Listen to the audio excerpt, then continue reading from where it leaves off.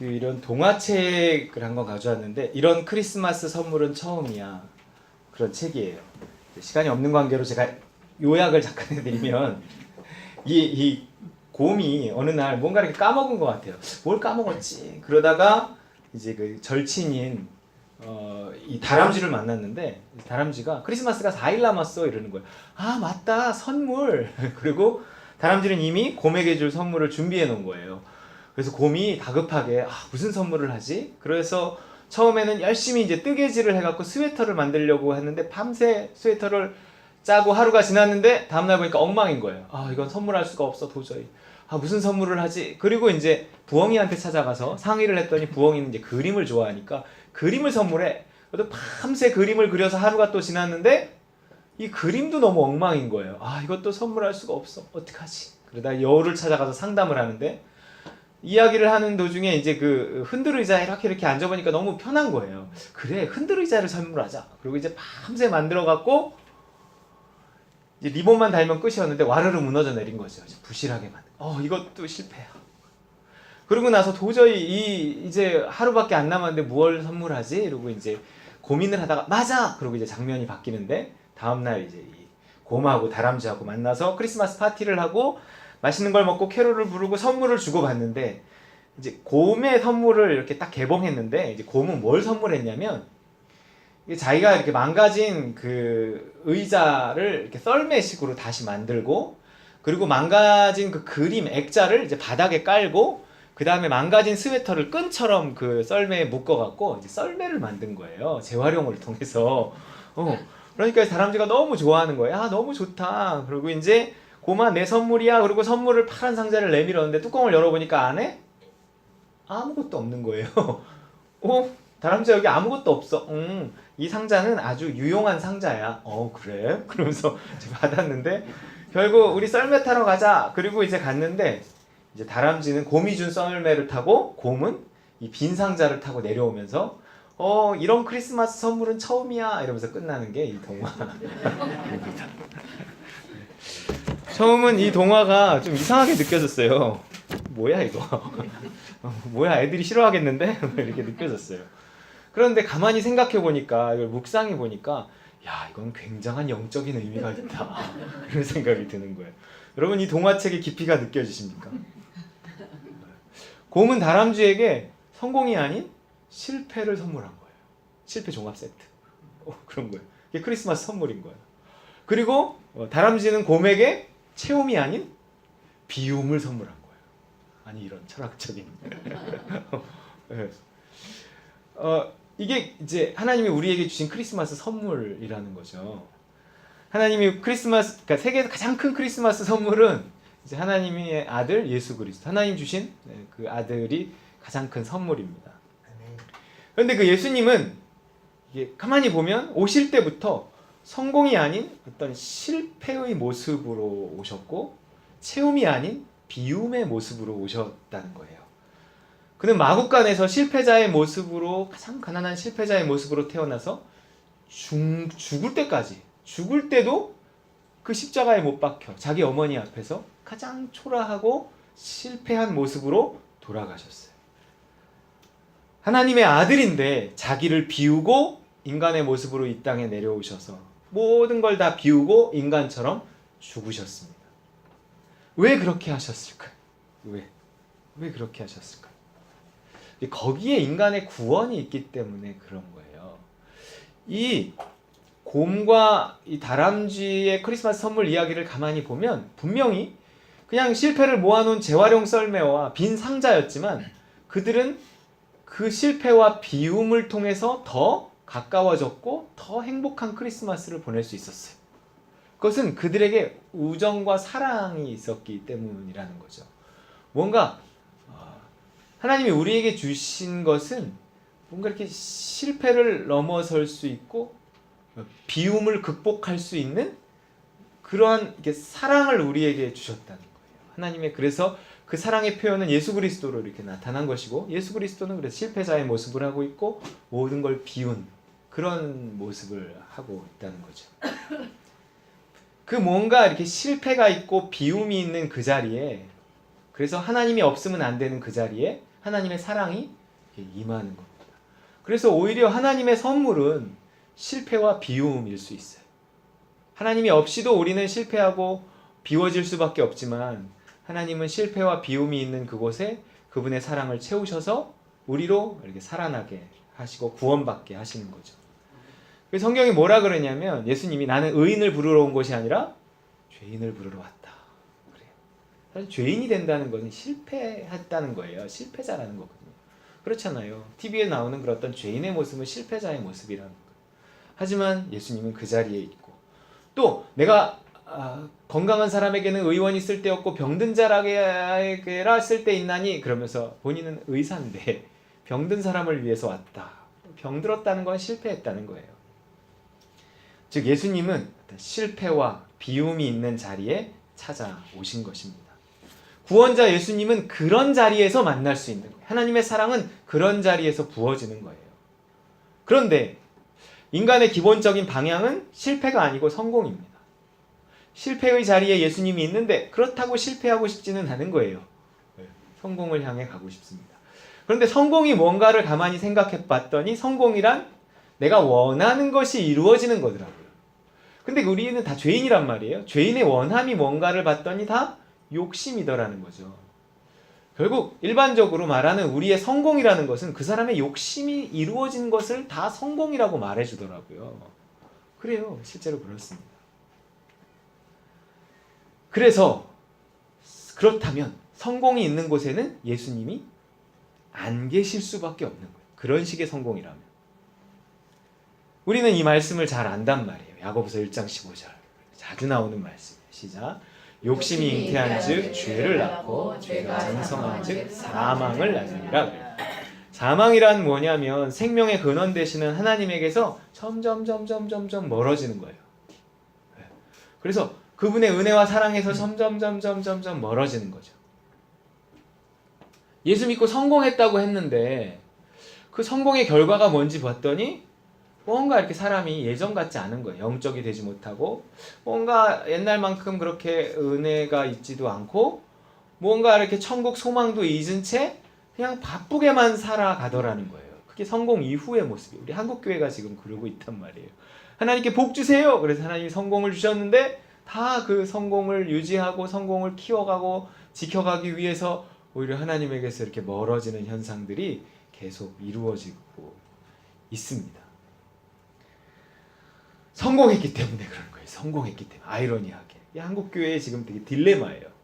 하나님께 복을 받았는데 그래서 이만큼 우리가 잘 살게 됐다고 말했는데 잘 살게 된 결과가 뭔가 보면 다 교회에서 멀어지더라는 거예요. 욕심을 이루었기 때문에 난 그걸 성공이라 말하지만 때론 축복으로 착각하지만 결국 죄를 진 거예요. 죄를 진 거예요. 욕심이 이루어졌기 때문에 그래요. 뭐 대학에 붙은 것도 사업이 잘 되는 것도 취업에 성공한 것도 겉보기에는 성공이고 남보기엔 축복 같지만 대부분은 자신의 욕심이 이루어진 죄라는 거예요. 그 좋은 일들이. 그것이 복인지 죄인지 좀만 있어 보면 알아요. 그 성공 때문에 그 성공을 지키려고 교회를 빠져요. 또 다른 죄를 져요. 실제적인 어떤 현상들입니다. 욕심은 실패해야 성공한 겁니다. 욕심이 실패해서 채워지지 못하고 비워져야 성공한 거죠. 우리가 세상을 향해 있는 한 우리는 실패해야 마땅합니다. 왜냐하면 욕심이 이루어지지 않아야 죄를 짓는데 실패한 거고 그래야 사망에 이르지 않아서 하나님에게서 멀어지지 않을 수 있는 거예요.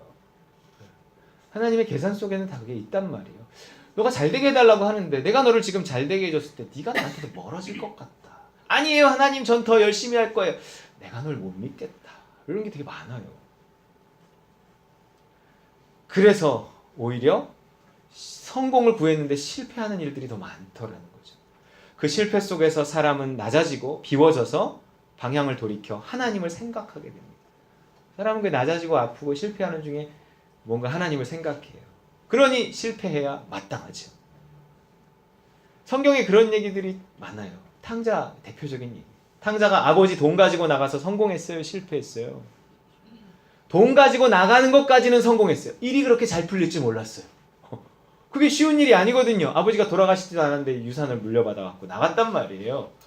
하지만 욕심으로 이룬 그 성공이 지속되지 못하게 하시더라는 거예요. 아담과 하와가 선악과를 따먹은 것까지는 성공했어. 오, 이거 절대 안 된다고, 난 절대 못 따먹을 줄 알았는데 따먹었는데 괜찮은데? 뭐 이런. 그러나 그 성공이 계속 성공으로 지속되지 않아요. 그 실패를 통해 낮아짐과 비워짐을 통해서 방향을 돌이켜 아버지 집으로 돌아온 겁니다. 돼지 먹는 돼지 죽을 그 쥐염 열매를 먹으려고 하고 도저히 초라하고 비참해서 그때 아버지가 생각났다. 성경에 이렇게 나와요. 욕심이 이루어지지 않은 그 실패 때문에 그는 다시 생명의 길로 돌아올 수 있었던 거죠. 우리 얼마 전에 요나 했단 말이에요. 요나. 그도 처음에는 보면 성공했어요. 처음엔 다 성공하는 것 같아요. 네, 이게 도망가려고 다시스로 가야지 그러고 항구로 갔는데 그게 그렇게 자주 있는 배가 아닌데 딱 오는 거예요. 야, 이건 뭐지? 그리고 그 배에 올라타고 다시스로 니느웨에서 점점 멀리 가는데 끝까지 성공하질 못하더라는 거죠.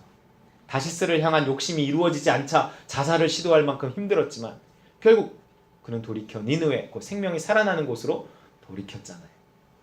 하나님은 우리의 실패를 선용하십니다. 아니, 적극적으로 우리로 실패케 하세요. 난 그러려고 예수 믿는 거 아닌데요. 그렇잖아요. 근데 하나님은 내 생각과 네 생각은 달라 이러셔요. 왜요? 왜요? 욕심이 이루어지지 않기 위해서, 죄짓지 않기 위해서.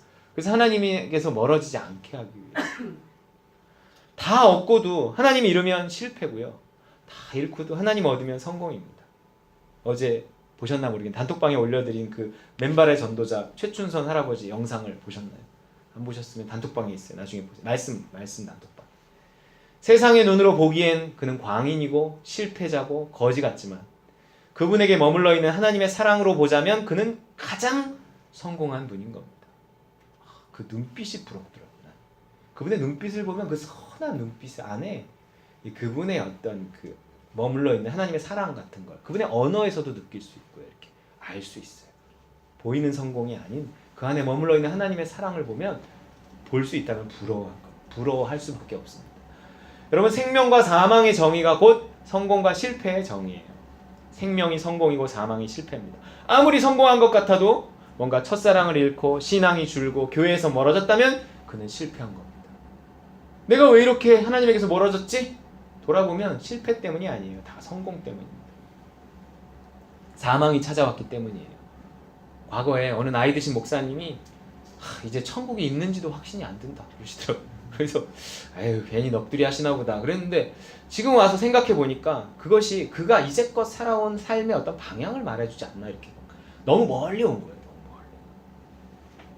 반면에 아무리 실패한 것 같아도 가난하고 초라해 보여도 나에게 사랑이 있고 욕심은 줄고 전보다 더 영적인 삶을 살고 있다면 그는 지금 성공한 겁니다.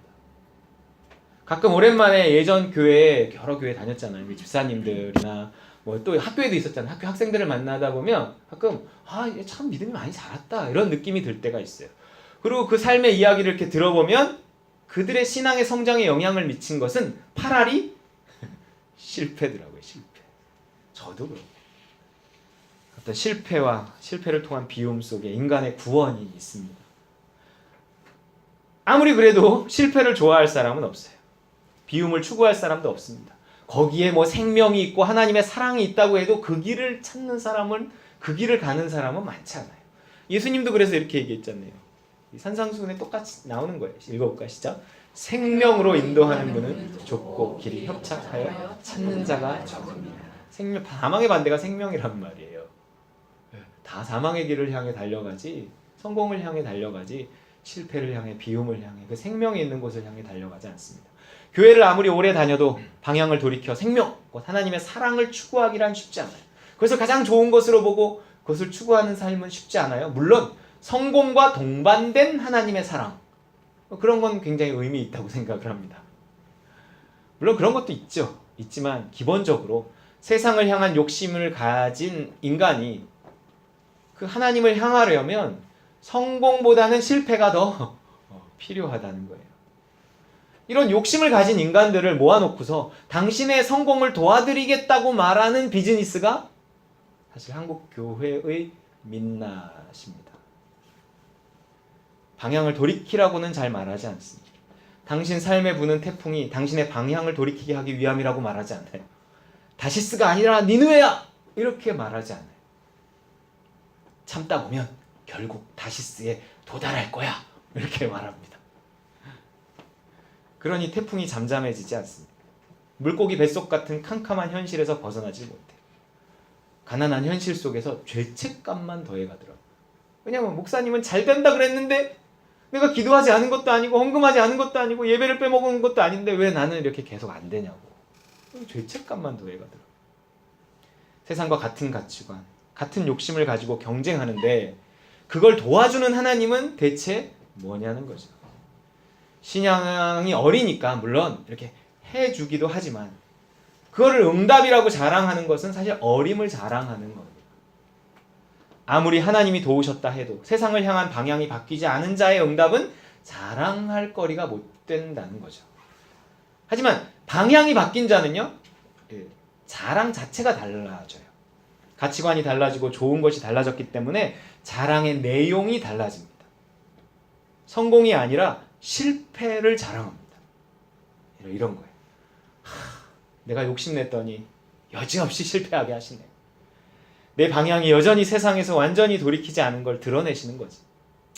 아프지만 참 감사하다. 이런 걸 보면 하나님이 날 얼마나 사랑하시는 거야. 부럽지 않냐? 이렇게 말하는 거죠. 여러분, 강함이 아니라 약함을 자랑해요. 이 바울의 자랑을 한번 보세요. 시작. 내가 부득불 자랑할진대 내가 약한 것을 자랑하리라. 이래요. 내가 하나님께 3번이나 간절히 기도했는데도 낫지 않는 병이 나에게 있어. 막 이러면서 부요함이 아니라 가난함을 자랑합니다. 야고보서 말씀인데요. 읽어볼게요. 시작. 낮은 형제는 자기의 높임을 자랑하고. 저 문맥에서 낮은 형제는 가난한 형제. 가난한 자가는 그 가난함을 자랑하라는 거예요. 뭔가 방향이 세상을 향하지 않고 하나님을 향하니 그분의 사랑을 받을 수 있는 조건들, 그래서 실패, 약함, 가난 등이 오히려 좋은 것이 되는 것입니다. 그렇다고 일부러 실패하라는 건 아니에요. 하지만 우리 삶에 성공보다는 실패가 많더라고요. 그런 실패가 찾아올 때 그것 때문에 너무 막 이렇게 죽으려고 하지 말라는 거죠. 오히려 그게 좋은 것일 수 있고 실제로 좋은 거예요. 그래서 하나님 찾고 하나님 만나는 기회로 삼으면 하나님 그 자리에서 다시 시작하게 하세요. 이상적인 얘기일 수 있어요. 저도 알아요. 하지만 이게 십자가 없이 돌이킨다는 건, 추구하는 걸 바꾼다는 것은 세상 속에 살면서 맨날 TV 보면서 추구하는 걸 바꾼다? 정말 이상적이지만 십자가로는 가능한 거예요. 십자가 없이 안 됩니다. 십자가 없이 불가능한 이 방향 전환에 우리는 도전해야 됩니다. 그렇지 않으면 우린 그리스도인이 아니에요. 저도 어렵지만 적어도 어디를 향해서 가야 하는지는 좀 알려주는 교회가 되고 싶어요. 십자가는 우리의 소원 이루어주는 도깨비 방망이가 아닙니다. 소원 자체를 바꿔주는 도깨비 방망이죠. 방향만 바뀌잖아요. 천국이 멀리 있지 않습니다. 행복이 멀리 있지 않아요? 우리는 항상 내가 원하는 그것이 이루어지는 날이 내가 행복해지는 날로 알고 있지만, 그래서 행복은 항상 먼 미래에 있지만 실상은 그렇지 않아요. 그 원함이 바뀌는 날, 세상에서 천국으로 내가 추구하는 방향이 바뀌는 날, 그날 하나님의 사랑을 받고 그날이 행복해지고 그날이 천국이 임하는 날입니다. 회개만 하면 천국이 있어요. 마음만 바꾸면, 방향만 돌이키면, 욕심을 내려놓으면 하나님의 사랑이 그 사람에게 임하고 행복해집니다. 하나님, 내가 그런 목표가 있고 맨날 그 목표를 위해서 기도해 왔는데 하나님, 내가 그 목표 자체가 돌아보니 욕심 같아. 내려놓습니다. 그러면 한없이 평안함이 오고 기쁨이 온다는 거예요. 그리고 그 기쁨 뒤에는요, 다시 그 일에 대한 믿음이 오더라고요. 나는 욕심을 놨는데, 죽었는데, 분명히 이삭을 향해 칼을 들었는데 다시 그가 살아나는, 예수님 죽었는데 다시 살아나잖아요.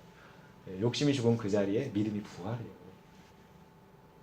그리고 그 믿음을 갖고 다시 달려갈 수 있으면 거기에 하나님이 돕는 성공이 있습니다. 돕는 성공. 이게 복음이에요. 이걸 위해 예수님이 십자가 지신 겁니다. 우린 이제까지 복음을 좀 오해했어요. 그러니 이 십자가를 자랑하지 않을 수 있나요? 내 욕심을 못 박을 수 있는 십자가, 내 방향을 바꿔서 하나님의 사랑을 받게 하는 십자가. 그래서 나의 오늘을 행복하게 만드는 십자가. 그래서 바울이 자랑하는데 자기의 낮은 연약함을 자랑하기도 하지만 그가 궁극적으로 자랑하는 것은 이겁니다. 시작. 그러나 내게는 우리 주 예수 그리스도의 십자가 외에 결코 자랑할 것이 없으니 그리스도로 말미암아 세상이 나를 대하여 십자가에 못 박히고 내가 또한 세상을 대하여 내가 세상을 향해서 가지고 있는 그 소원을 이루어주는 십자가. 그래서 자랑하는 것이 아니라 오히려 그 세상에 대해서 나로 하여금 돌아서게 하는 그 십자가. 그래서 자랑하는 거예요. 세상을 향한 나의 마음을 돌이키게 해주는 십자가를 자랑하고 있습니다. 보이십니까? 그의 수준이, 그의 복음이. 자, 바울이 이 정도라면 예수님은 어땠을까요? 오늘 본문은 예수님이 산 위에서 한 설교라는 뜻으로 산상수훈이라고 하는 아주 유명한 예수님의 설교입니다. 그 유명한 산상수훈의 첫 시작이 이거예요. 시작. 심령이 가난한 자는 복이 있나니 천국이 그들에게 것이다. 심령이 가난하다고 했지만 누가복음에 보면 누가는 아예 이렇게 이야기해요. 시작. 너희 가난한 자는 복이 있나니 하나님의 나라가 너희 것이다. 모여있는 사람 다 가난했거든요. 가난을 향해 있는 자가 복의 근원 되시는 하나님의 사랑을 받고 오늘 행복해질 수 있다는 것입니다. 우리가 가난을 향해 있을 때. 그렇다고 내가 오늘 당장 가난해지는 것도 아니에요. 방향만, 부를 향한 방향만 틀어. 내 현재는 아무것도 달라지지 않지만 이게 조바심이 사라져요.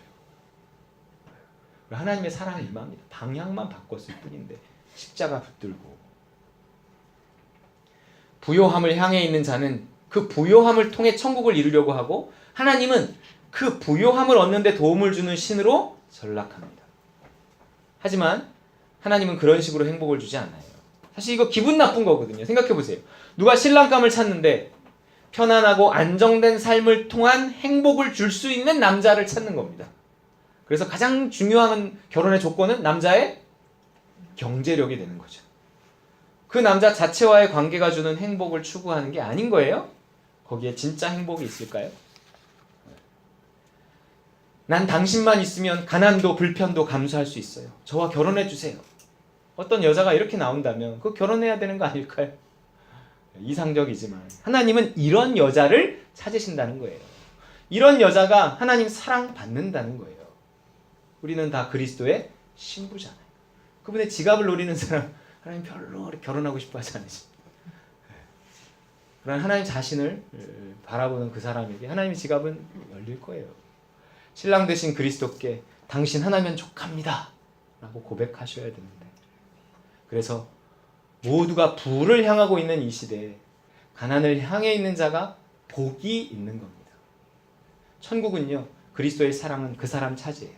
이것이 가난한 자는 복이 있나니 하나님의 나라가 너희 것이라는 말의 의미입니다. 부요함에 대한 회개가 천국을 가져온다는 거죠. 우리는 아직 이 1단계도 제대로 수료하지 못했습니다. 다 그래요, 다. 그러나 좀 생각해보자. 나머지 산상수훈의 나머지 다 마찬가지예요. 우리가 추구해야 할 방향에 대한 얘기입니다. 주님과 방향을 맞추기 위해서 십자가 붙들고 날마다 씨름하면 그분의 사랑이 임한다는 거예요. 천국이 임한다는 거예요. 행복해진다는 겁니다. 우리는 성경 말씀 보지 않고 자꾸 목사님 말만 듣고 이 방향을 평생 바꿀 생각을 못하는 경우가 많아요. 그러나 성경 자체를 보면 참 뭔가 다른 방향을 향해 있다는 것이 느껴져요. 결국 이 방향을 전환하는 그 끝에는 무엇까지 말하냐면 고생하는 거, 욕먹는 거 이래요. 마지막이래요. 읽어볼게요. 시작. 의를 위하여 박해를 받은 자는 복이 있나니 천국이 그들의 것이니라. 나로 말미암아 너희를 욕하고 박해하고 거짓으로 너희를 거슬러 모든 악한 말을 할 때에는 너희에게 복이 있나니 기뻐하고 즐거워하라. 하늘에서 너희의 상이 큼이라. 너희 전에 있던 선지자들도 이같이 박해하라. 누가 고생을 좋아합니까? 누가 욕먹으려고 해요? 하지만 우리의 방향은 거기로 향해 있어야 한다는 거예요. 예수님 때문에 고생하는 거, 예수님 때문에 욕먹는 거, 복이 있답니다. 상이 있대요. 천국이 그 사람의 것이랍니다. 행복이, 사랑이 결국 예수님 때문에 고생하는 사람 거예요. 가장 하나님의 큰 사랑 받는 법입니다. 그분으로 인해 고생하는. 여러분 도대체 뭘로 사랑받을 건가요? 내 방향이 세상과 똑같은데 부자 되고 싶고 놀러 가고 싶고 맛있는 거 먹고 싶고 편하게 살고 싶은데. 그리고 맨날 기도한다는 게 그런 거나 구하는 건데. 큰일 납니다. 지옥 갑니다. 하나님은 오래 참으시지만 그렇다고 끝까지 참지는 않으세요. 우리의 가치관, 우리의 방향이 바뀌고 추구하는 게 달라지지 않으면 우리 삶에 천국은 없습니다. 오늘 천국을 누리지 못하면 내일도 모레도 죽어서도 천국은 없다고 보시면 돼요. 오늘 방향을 바꿔 회개함으로 그분의 사랑이 주는 천국을 오늘부터 누리시는 우리 따릉과 누림 식구들 다 되시기를 주님의 이름으로 축원드립니다. 아멘. 아멘.